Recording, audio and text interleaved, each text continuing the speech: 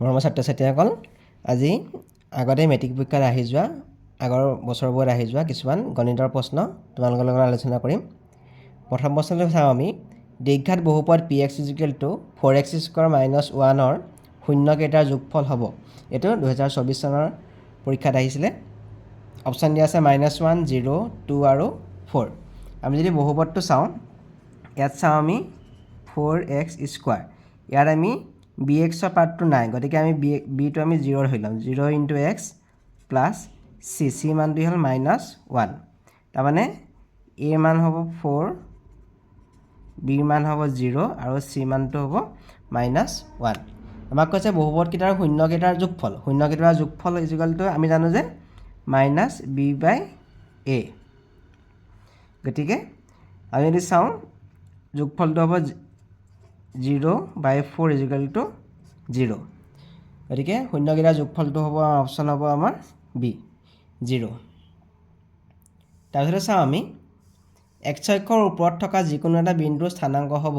এইটো 2024 চনৰ মেট্ৰিক পৰীক্ষাত আহিছিলে। আমি জানো যে x অক্ষৰ ওপৰত y স্থানাংক বিন্দু এটা 0।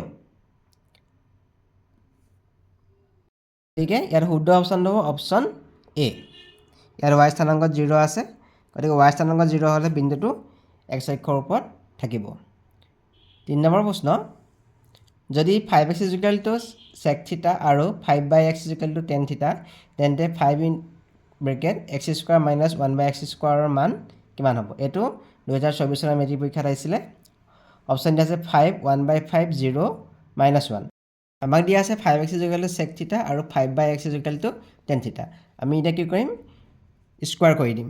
ইয়াক স্কোৱাৰ কৰি দিলে হ'ব 5xক স্কোৱাৰ কৰি দিম আৰু sec θ কো আমি স্কোৱাৰ কৰি দিম। ইয়াক স্কোৱাৰ কৰি দিলে হ'ব 25x² = sec² θ। ইয়াক যদি আমি স্কোৱাৰ কৰোঁ, তেতিয়াহ'লে হ'ব 5/x² tan θ²। এতিয়া হ'ব 25/x² = tan² θ। আমি এতিয়া কৰিম, এতিয়া আমি বিয়োগ কৰিম। আমি 25x² - 25/x² = sec² θ - tan² θ। আমি জানো যে sec² θ - tan² θ = 1। আমি যে 25টো কমন ল'ম, 25টো কমন ল'লে থাকিব x² - 1/x²। আৰু ইয়াত থাকিলে sec² θ - tan² θ = 1। আমি এতিয়া দুইফালে আমি 5ৰে হৰণ কৰিম। ইয়াক আমি 5ৰে হৰণ কৰিম আৰু ইটো পক্ষটো আমি 5ৰে হৰণ কৰিম। 5ৰে হৰণ কৰিলে ইয়াত থাকিলে 5, এইটো কাটি গ'ল, 5 থাকিলে 5x² - 1/x² = 1/5। আমাক ইয়াত উলিয়াবলৈ দিছিলে। গতিকে 5x² - 1/5 (x² - 1/x² = 1/5)। ইয়াৰ বি নম্বৰ অপশ্যনটো আমাৰ শুদ্ধ অপশ্যন। 4 নম্বৰ প্ৰশ্ন, কি চৰ্তত px³ + qx² + rx + s = 0 এটা ত্ৰিঘাত সমীকৰণ হ'ব? এইটো 2024 চনৰ মেট্ৰিক পৰীক্ষাত আহিছিলে। অপশ্যন দিয়া আছে p, q, r, s গোটেইবোৰ শূন্য, p ≠ 0 আৰু q ≠ 0, p ≠ 0 বা q ≠ 0, p ≠ 0। ইয়াৰ শুদ্ধ অপশ্যনটো হ'ব, যদি এইটো ত্ৰিঘাত সমীকৰণ হয় তেতিয়াহ'লে p ≠ 0। গতিকে এই টাৰ্মটো আমাৰ 0 হ'ব নোৱাৰিব, তেতিয়াহে ত্ৰিঘাত সমীকৰণ হ'ব। গতিকে শুদ্ধ অপশ্যনটো হ'ব অপশ্যন আমাৰ ডি, p ≠ 0। 5 নম্বৰ প্ৰশ্ন, এটা সমান্তৰ প্ৰগতিৰ প্ৰথম পদ a, প্ৰথম পদ 4 আৰু সাধাৰণ অন্তৰ -3 হ'লে পঞ্চম পদটো হ'ব। এইটো 2022 চনৰ মেট্ৰিক পৰীক্ষাত আহিছিলে। আমাক দিয়া আছে প্ৰথম পদটো 4 দিয়া আছে, গতিকে আমি ধৰি লৈছোঁ প্ৰথম পদটো a টো মান 4 আৰু সাধাৰণ অন্তৰ d = -3।